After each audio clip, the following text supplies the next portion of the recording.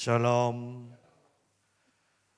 Puji Tuhan, mari bersama kita kembali membuka Alkitab kita di dalam Injil Lukas pasal yang ke-13. Injil Lukas pasal yang ke-13, ayat yang ke-6 mulai. Perumpamaan tentang pohon ara yang tidak berbuah. Kemudian Yesus menyampaikan perumpamaan ini. Seseorang mempunyai pohon ara yang ditanam di kebun anggurnya. Dan ia datang untuk mencari buah pada pohon itu. Tetapi tidak menemukannya. Lalu ia berkata kepada pekerja kebun anggur itu, "Lihatlah, sudah 3 tahun aku datang mencari buah pada pohon ara ini, dan aku tidak menemukannya. Tebanglah pohon ini. Untuk apa ia hidup di tanah ini dengan sia-sia?" Jawab orang itu, "Tuan, biarkanlah dia tumbuh tahun ini lagi. Aku akan mencangkul tanah sekelilingnya dan memberi pupuk kepadanya. Mungkin tahun depan ia berbuah. Jika tidak, tebanglah dia." Nah, kita akan berbicara tentang pohon ara di sini. Dan bukankah pohon ara juga itu merupakan tanda-tanda akhir zaman? Ketika Yesus berbicara tentang akhir zaman, dia juga berkata, "Lihatlah pohon ara." Lihatlah pohon ara. Itu merupakan salah satu tanda akhir zaman di mana kita bisa mengetahuinya. Dan di sini Yesus memberikan perumpamaan tentang pohon ara ini. Seseorang dikatakan mempunyai pohon ara yang ditanam di kebun anggurnya. Bahwa di sini dikatakan seseorang mempunyai. Dan kita tahu bahwa pohon ara itu menggambarkan kita, gereja Tuhan. Dan lihat kalimat ini bahwa kita ini milik Allah. Milik kepunyaan Allah.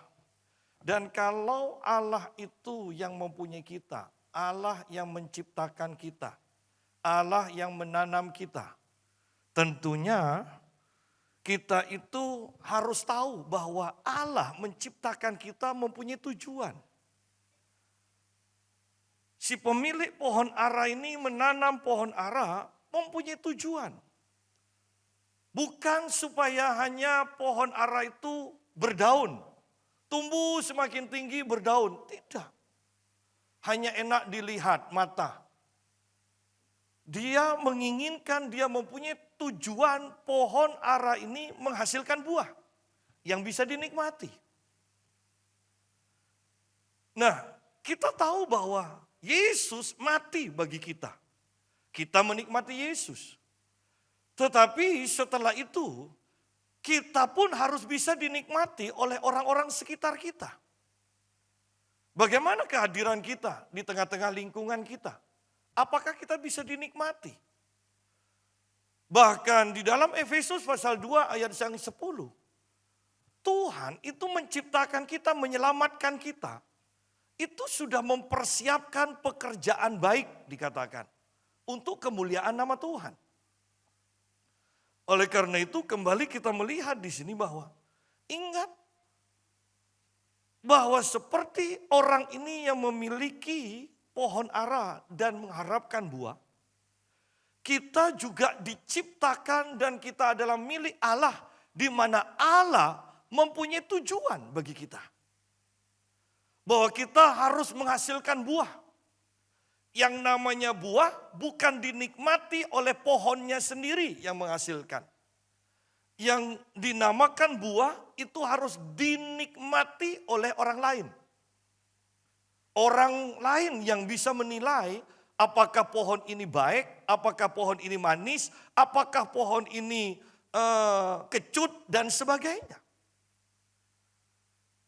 Orang lain yang akan menilai apakah ini adalah buah unggulan atau tidak.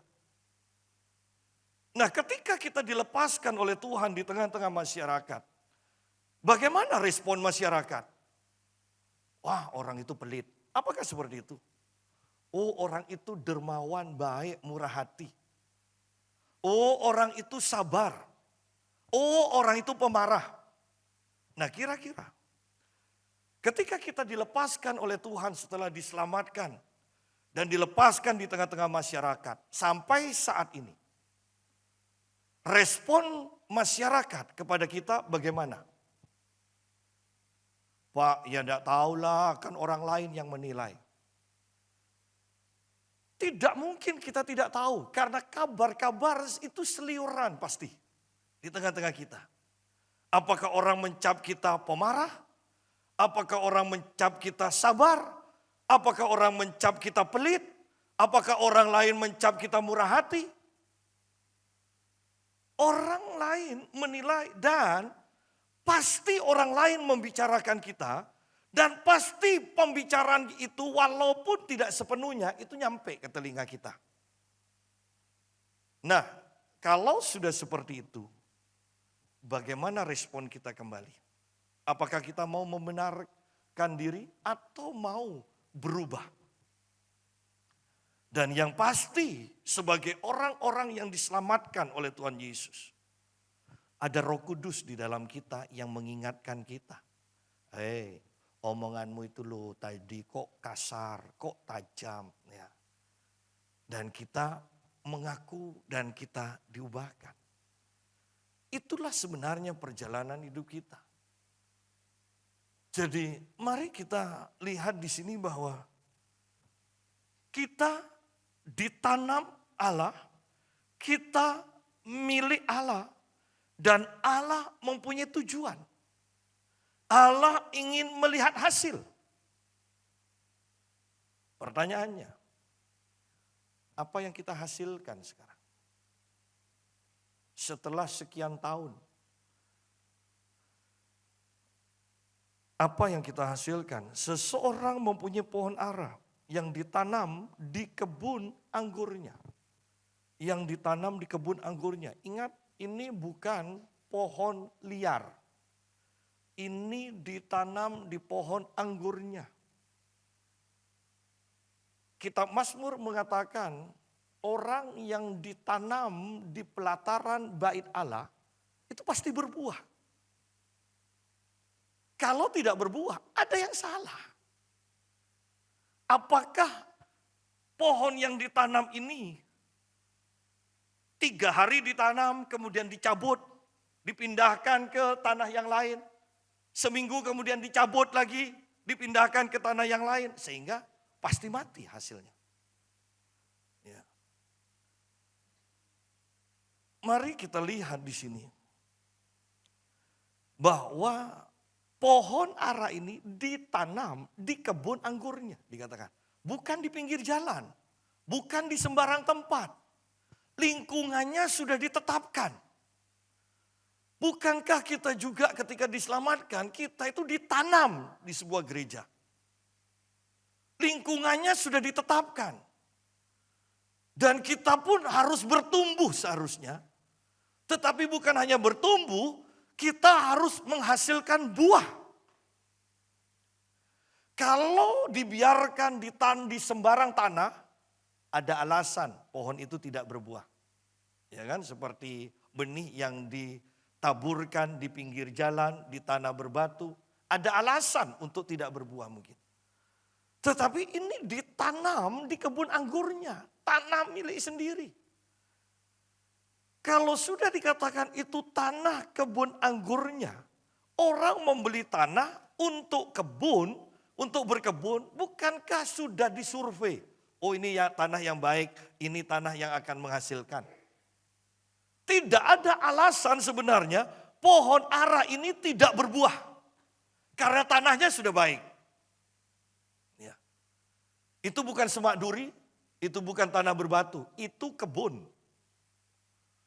Luar biasa kan? Bayangkan Anda ada di sebuah gereja yang penuh dengan hadirat Tuhan, dipenuhi dengan orang-orang benar, mendapatkan firman yang benar, tetapi tidak berbuah. Hanya rajin pelayanan. Nyampe di luar, orang tidak melihat buah. Kelihatannya baik, shalom, shalom, shalom, senyum. Hanya berdaun. hanya berdaun. Kalau buah bisa dinikmati oleh orang luar. Ya. Sidang jemaat, ini akhir zaman.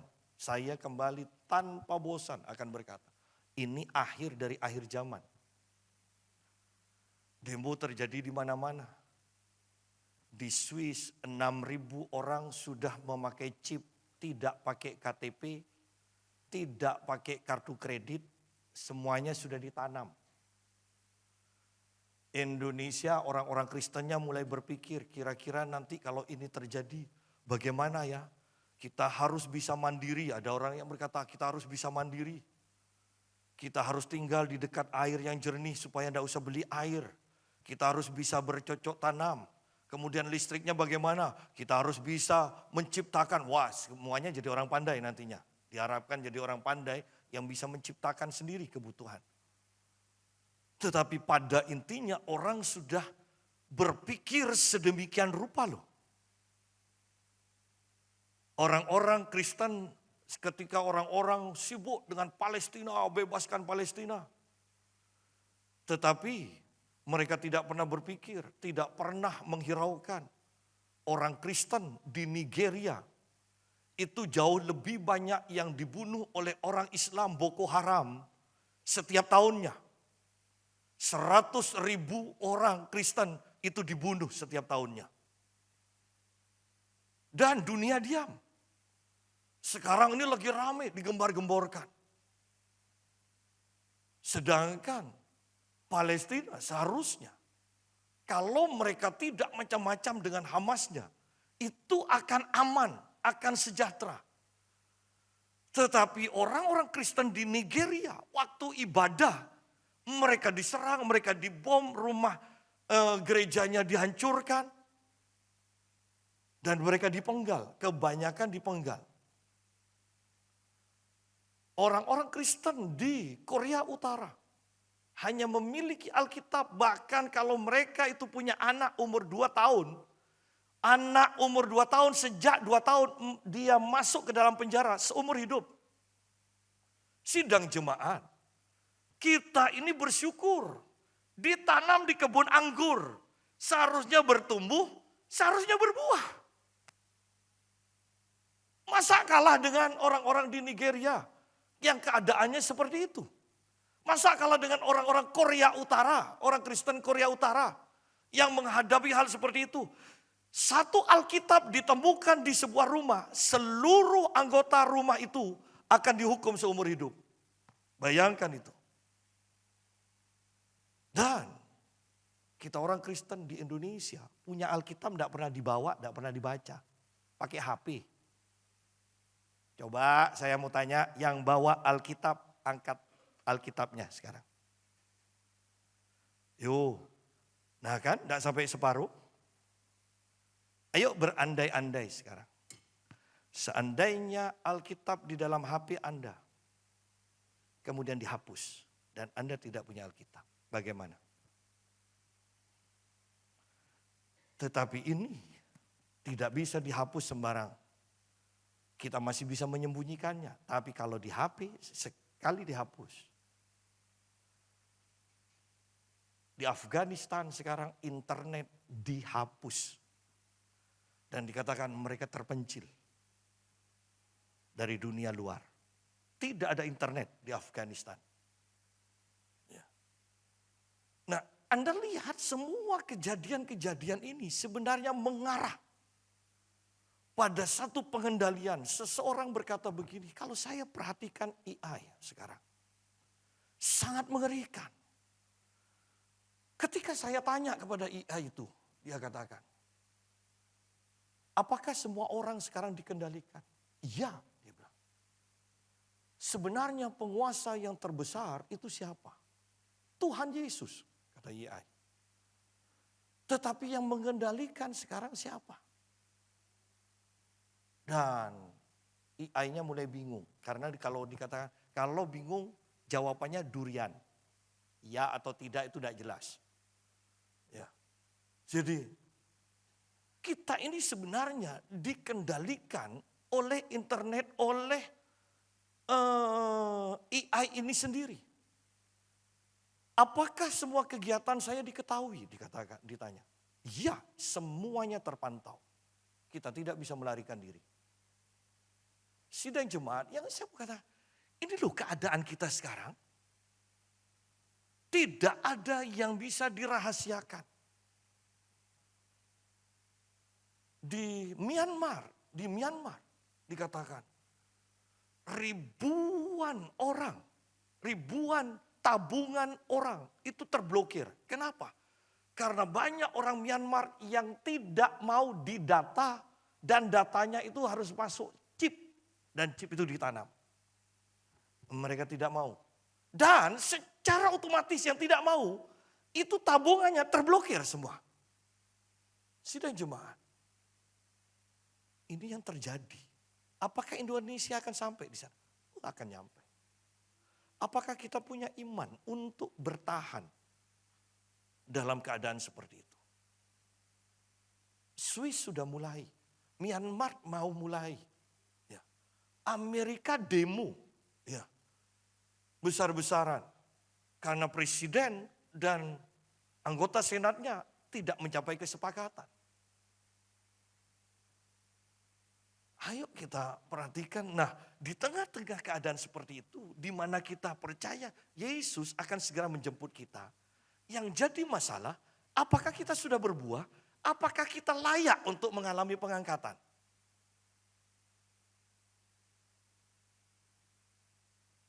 Sedangkan mungkin dalam sehari setiap minggu, mungkin sehari atau hanya 2 jam, kita memikirkan firman Tuhan, memikirkan Tuhan. Tetapi 6 hari setelahnya apa yang kita pikirkan? Kita hanya sibuk cari uang. Tidak salah cari uang, iya.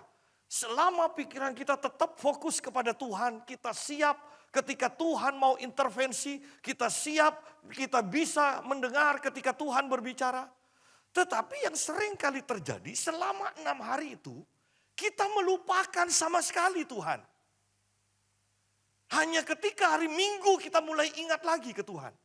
Nah pertanyaannya, dalam kondisi seperti itu, layakkah kita, mampukah kita mengalami pengangkatan? Dan apakah kita akan diangkat oleh Tuhan?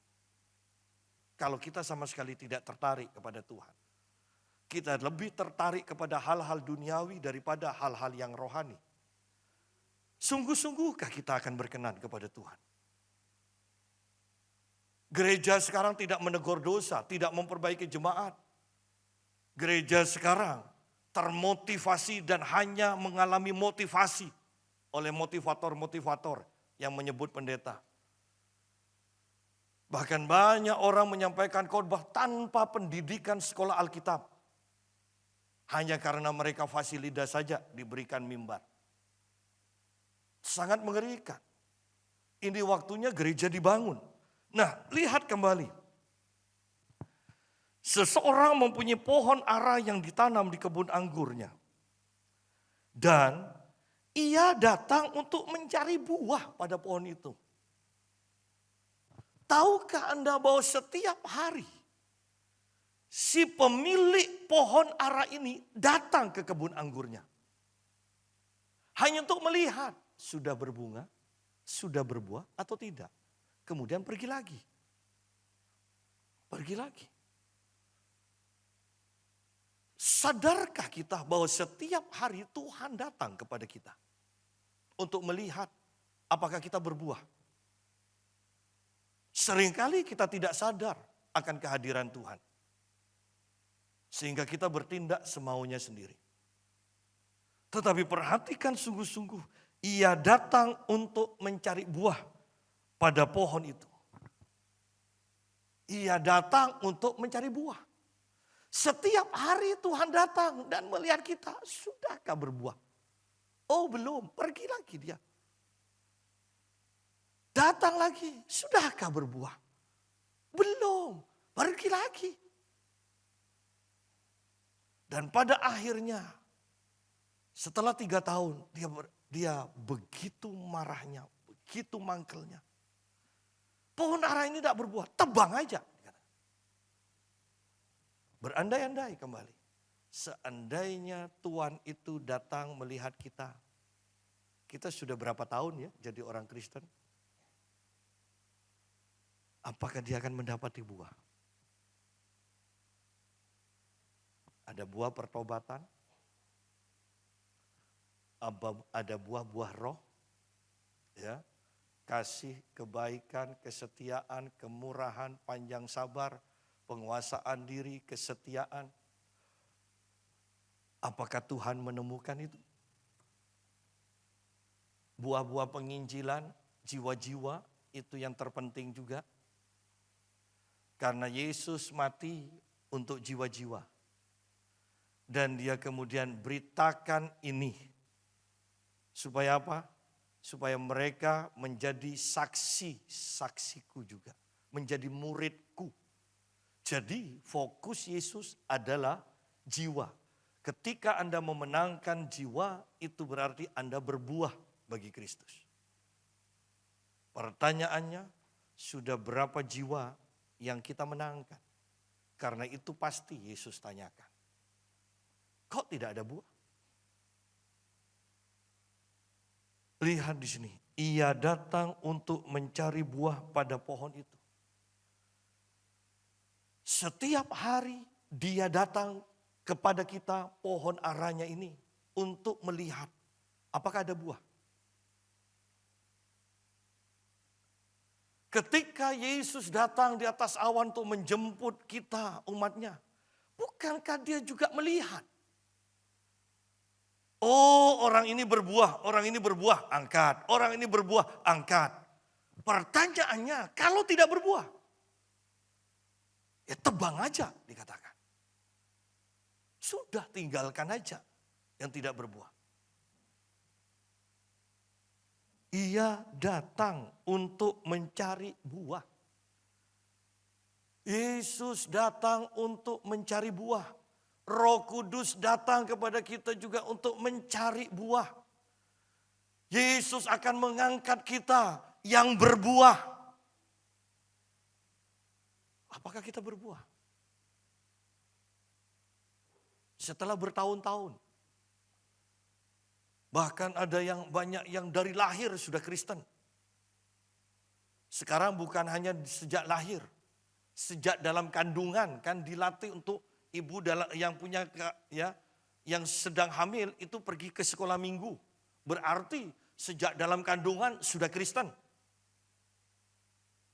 Berarti berapa tahun kita menjadi orang Kristen? Masa tidak ada buah sama sekali? Ya kan? Kita perlu perhatikan ini. Ia datang, perhatikan kalimat ini. Mungkin sederhana tetapi ini bisa menyenangkan, bisa mengerikan. Ia datang untuk mencari buah. Setahun masih aman. 2 tahun aman. 3 tahun ancaman. Ya. Setahun aman. 2 tahun aman. 3 tahun ancaman. Waktu tersisa sedikit. 1 tahun. Kalau tidak, tetap tidak menghasilkan dalam 1 tahun terakhir, tebang. Yang jadi masalah, gereja selalu mengajarkan Tuhan tidak mungkin marah. Seluruh kemarahan Allah Bapa sudah ditumpahkan kepada Yesus, sehingga dia tidak punya kemarahan sama sekali. Ya, berarti dia bukan pribadi dong. Mana ada satu pribadi yang memiliki, yang menciptakan sesuatu dengan satu tujuan dan tujuan yang diharapkannya tidak tercapai. Dan kemudian orang ini mengatakan tidak masalah. Setelah menunggu bertahun-tahun tidak menghasilkan, masa tanpa ekspresi mengatakan tidak masalah? Tidak mungkin. Kecewa yang menghasilkan kemarahan nantinya. Nah, kembali sekarang lihat. Dan ia datang untuk mencari buah pada pohon itu. Tetapi ia tidak menemukannya. Rabu yang lalu kita sudah berbicara tentang orang kaya yang bodoh. Disebut orang kaya mungkin senang. Tapi kalau ada tambahannya, embel-embelnya, orang kaya yang bodoh. Nah itu bikin marah kan? Tetapi lihat, orang kaya ini tidak tahu tujuannya hidupnya. Tujuan Allah menciptakan dia, menghidupkan dia, memberikan pekerjaan untuk apa itu tidak tahu. Ketika hartanya bertambah, orang kaya ini bertanya, sebetulnya ini sudah bagus. Apa yang harus aku perbuat? Oh, ketika hartanya bertambah, dia bertanya, apa yang harus aku perbuat? Itu seharusnya sudah pertanyaan yang bagus, tindakan yang bagus. Sayangnya dia tidak menemukan jawaban yang tepat atau tidak tahu jawaban yang tepat. Seharusnya kan hartanya sudah begitu limpah, tidak ada tempat lagi, tetapi hartanya masih bertambah. Seharusnya kan bertanya, untuk apa Tuhan ini memberkati aku begitu banyaknya? Oh, untuk menabur ini, untuk menabur ini, untuk memberi ini. Kan seharusnya seperti itu. Ada orang-orang Kristen bahkan aneh, salah lagi. Orang Kristen lihat gereja tidak dibantu, lihat masjid dibantu. Loh ini kan aneh lagi. Ini orang Kristen yang kebingungan kalau sudah seperti itu. Sosial hebat. Anda mendapatkan pujian manusia, tetapi engkau akan mendapatkan kemarahan dari Allah. Orang kaya yang bodoh bertambah. Dia katakan, aku akan bongkar ini tempatku yang sudah tidak cukup. Aku akan bangun yang lebih besar lagi.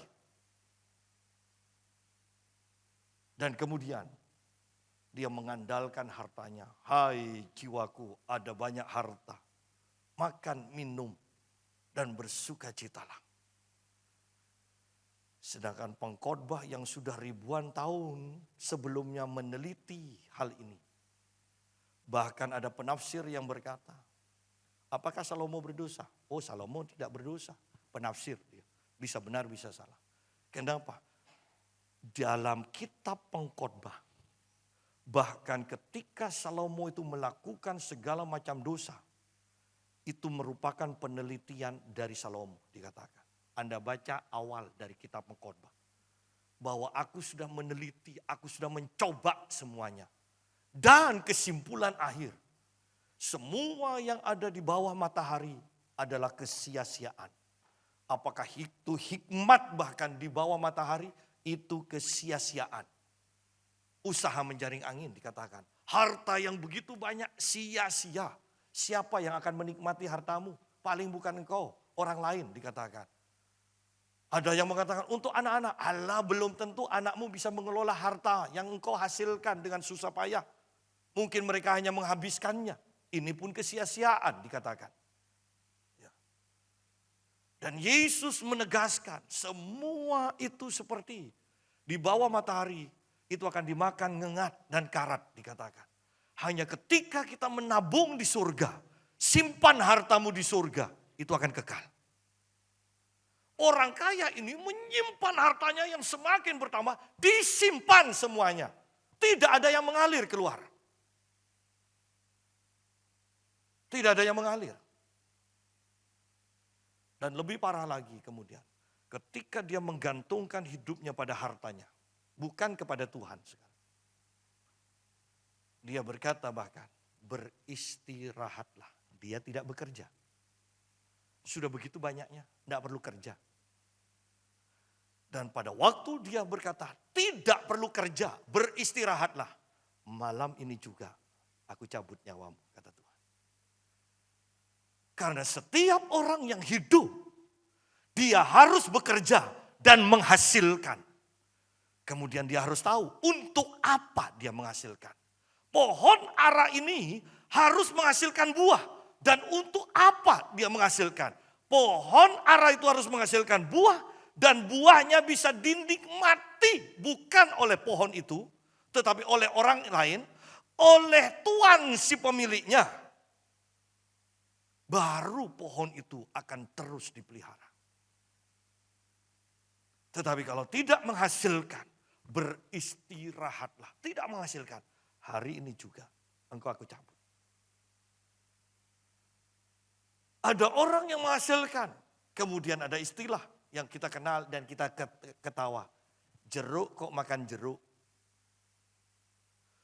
Ada orang yang lucu. Begitu sadarnya dia, saya ini orang yang baik. Saya ini orang pengalah.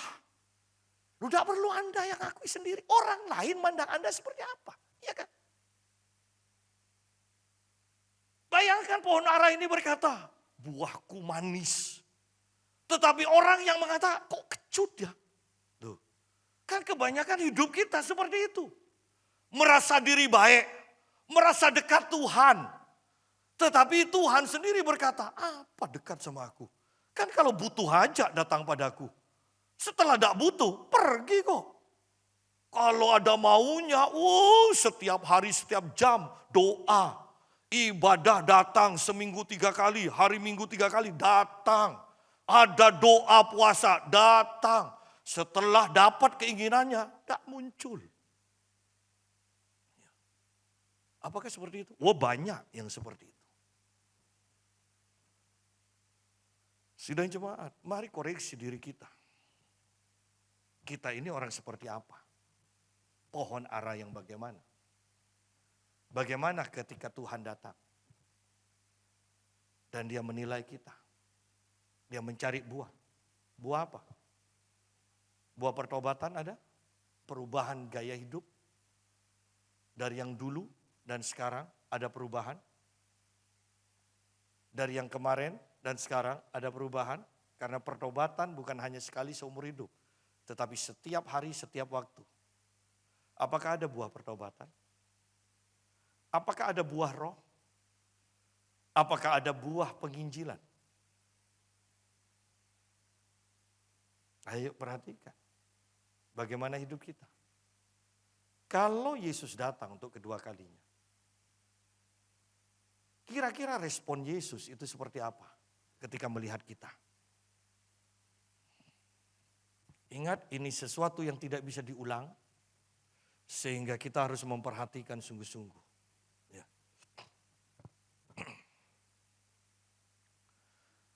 Ia datang untuk mencari buah pada pohon itu. Dan ini yang sangat mengerikan, tetapi tidak menemukannya. Tetapi tidak menemukannya. Bahkan Alkitab berkata setiap pagi, Tuhan itu datang kok kepada kita setiap pagi. Tetapi ketika dia datang, dia menemukan kita yang tidur nyenyak. Tidak sedang menanti-nantikan Tuhan. Perhatikan kalimat ini. Menanti-nantikan Tuhan. Artinya ketika Tuhan belum hadir, kita yang sudah mempunyai sikap hati, sikap tubuh, menanti-nantikan Tuhan.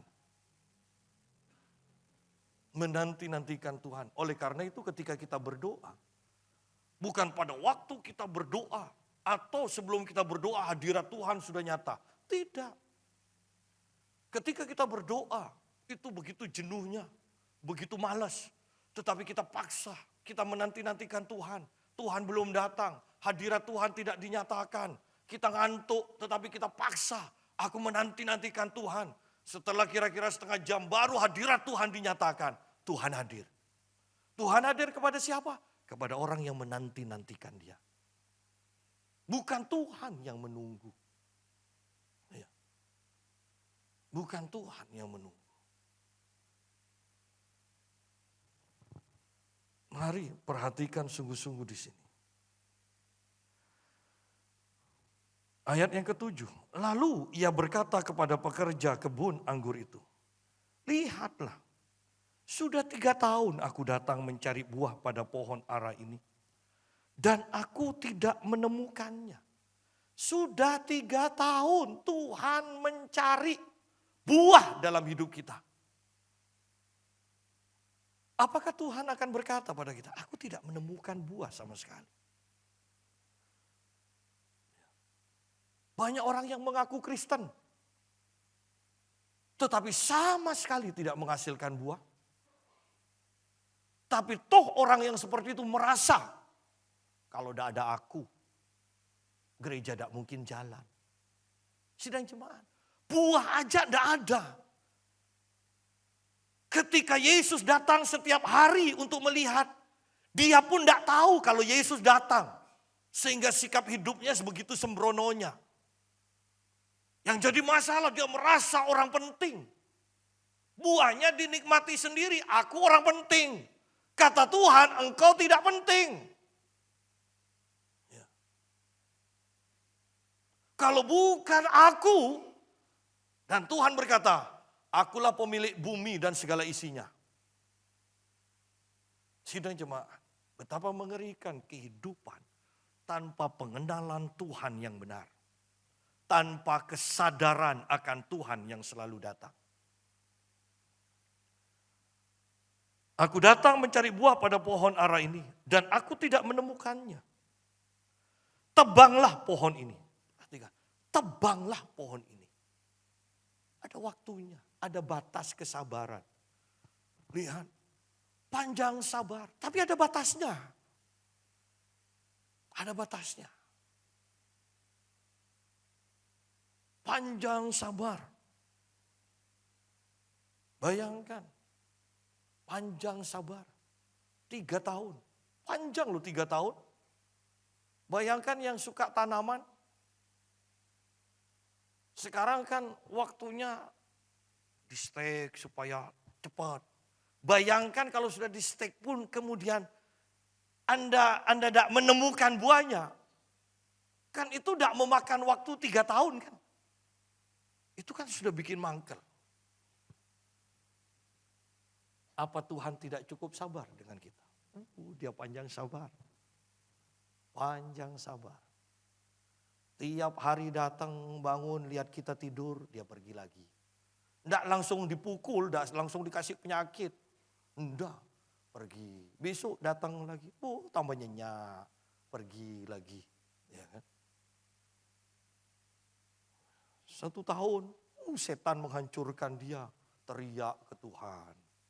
Apa tidak sabar Tuhan? Datang Tuhan. Ya anakku, ada apa? Oh Tuhan, ini ekonomiku hancur ya. Ya, beribadahlah dengan benar. Oh iya Tuhan, aku berapa kali Tuhan? Seminggu 3 kali. Mas kecil, Tuhan kecil. 5 kali pun datang Tuhan. Iya. Setelah datang diberkati.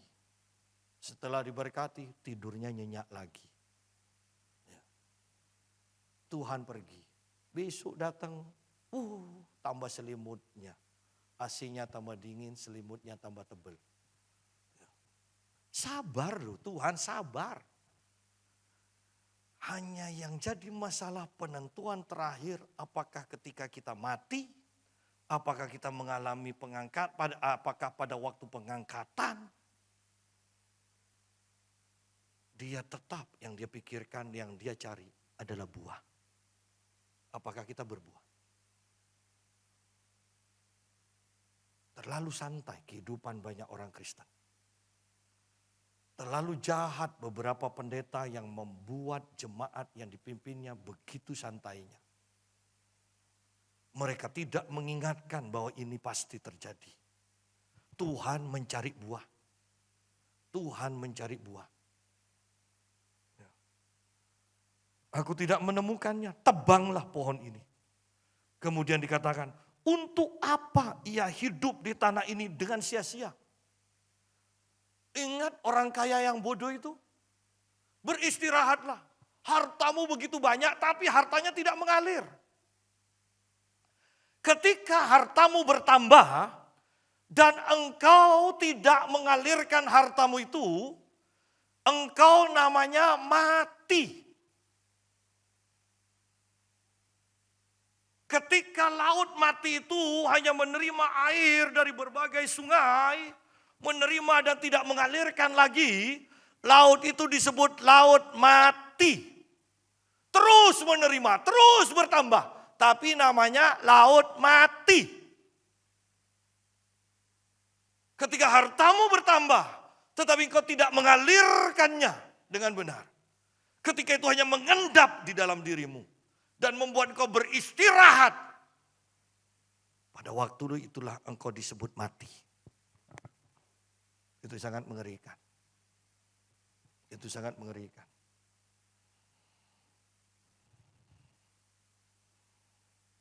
Apakah kita mati di hadapan Tuhan? Oh, harta saya bertambah. Oh iya, bertambah. Mengalir atau tidak? Kalau tidak mengalir, engkau mati. Kalau tidak mengalir, engkau mati. Dikatakan, untuk apa ya hidup di tanah ini? Dengan sia-sia. Dikatakan. Untuk apa kita hidup? Hanya untuk membuat semakin kaya? Sia-sia. Untuk apa kata Tuhan sendiri melihat kita yang hanya mencari kekayaan, menimbun kekayaan. Tidak mengalirkannya. Sia-sia. Sia-sia. Tebanglah pohon ini. Untuk apa ia hidup di tanah ini dengan sia-sia? Anda perhatikan setiap kalimatnya. Seharusnya ini membuat kita sungguh berhati-hati. Sungguh kita itu harus perhatikan kalimat per kalimat yang begitu tegasnya di dalam ayat-ayat ini. Tebanglah pohon ini, untuk apa ia hidup di tanah ini dengan sia-sia? Di luar rumahmu, apakah ada orang yang menganggap engkau berarti? Di luar gedung gereja ini, apakah ada orang yang akan menganggap engkau berarti? Ada Pak, anak saya, suami saya, istri saya. Hanya itu. Kecuali mertua saya. Oh, Yesus sudah tahu kok. Ya, Yesus sudah tahu itu. Mantu perempuan dengan mertua perempuan itu ibaratnya kucing dengan anjing. Yesus sudah tahu, Yesus sudah sebutkan kan. Mari perhatikan kebenaran ini. Hidup kita sia-sia atau tidak? Untuk apa ya hidup kalau sia-sia? Untuk apa kita hidup sia-sia? Ya. Tuhan menetapkan umur kita 120 tahun. Perhatikan, orang pensiun umur 55 tahun. Setelah pensiun tidak ada kerjaan. Kalau orang ini tidak mencari kerja sendiri dan tidak ada kerjaan, orang ini akan cepat sakit. Kemudian dia akan mengalami kelumpuhan dan kemudian kematian. Tetapi selama dia beraktivitas, dia akan terus hidup dalam kesehatan. Dan Yesus katakan umur manusia cukup 120 tahun saja. Perhatikan kalimat cukup 120 tahun saja. Itu sudah minim loh. Itu sudah sedikit yang Tuhan kasih tapi kita tidak bisa memenuhinya. Ya, tidak bisa memaksimalkan, ya kan? Dikasih 120 tahun, milihnya 50 tahun. Hei, kok 120 tahun? Iya Tuhan, aku sudah tidak menghasilkan 40 tahun aja sudah. Oh iyalah, sia-sia toh hidupmu. Sini. Ya. Tetapi selama engkau produktif, engkau akan berumur panjang. Dan tahun-tahun umurmu ditambahkan. Artinya tahun-tahun umurmu ditambahkan itu bukan umur kita ditambahkan.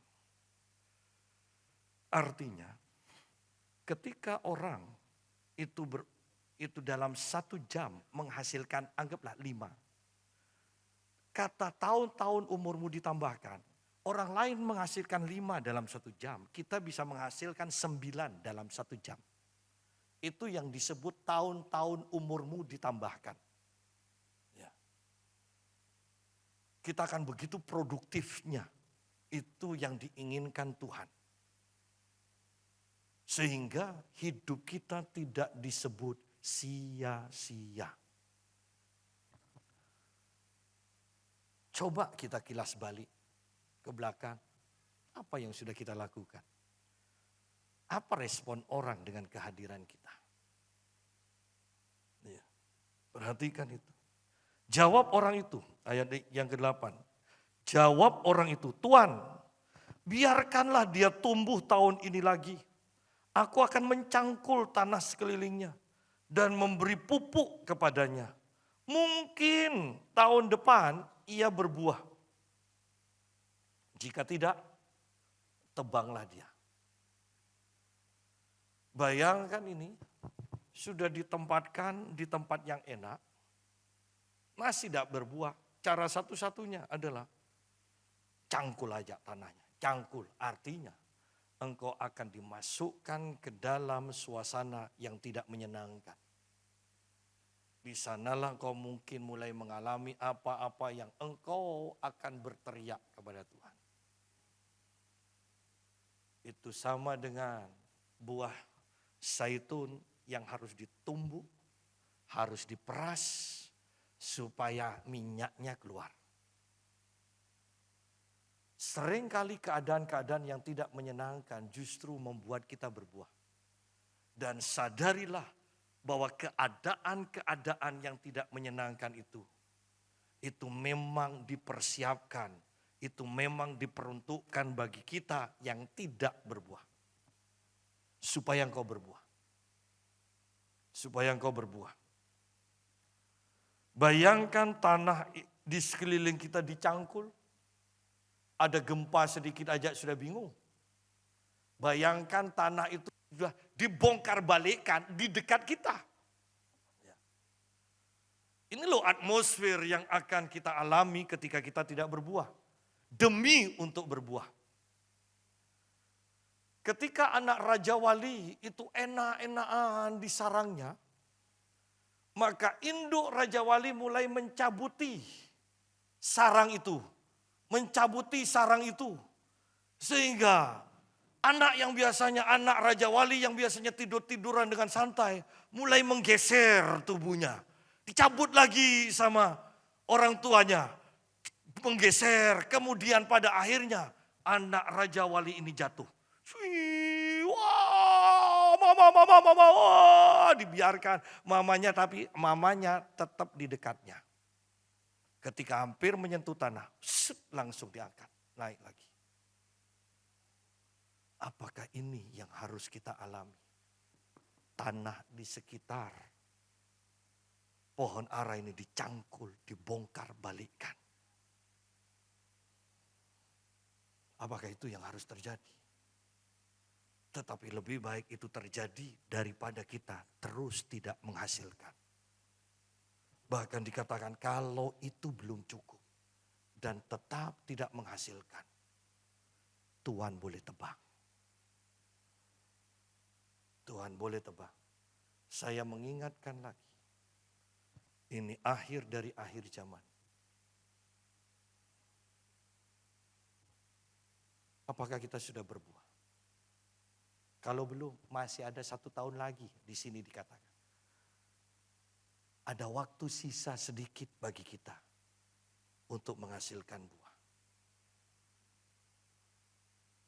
Lihat pengorbanan Yesus. Apakah itu akan sia-sia dalam hidup kita? Apakah Yesus akan mengatakan percuma? Ataukah Yesus akan senang, berbahagia dan berkata tidak sia-sia. Aku mati bagimu. Engkau melakukan pekerjaan-pekerjaan yang aku sudah siapkan. Bahkan sebelum dunia dijadikan. Aku sudah mempersiapkan pekerjaan baik. Supaya hidupmu tidak sia-sia. Berbuah dan terus berbuah. Kita akan menikmati perjamuan kudus. Untuk mengingat segala karya Tuhan atas hidup kita. dan mengingatkan diri kita bahwa Tuhan mempunyai pekerjaan di mana itu akan menghasilkan buah bagi kita semua. Mari saya undang para pemain musik WR, petugas dari Perjamuan Kudus untuk hadir ke depan. Haleluya.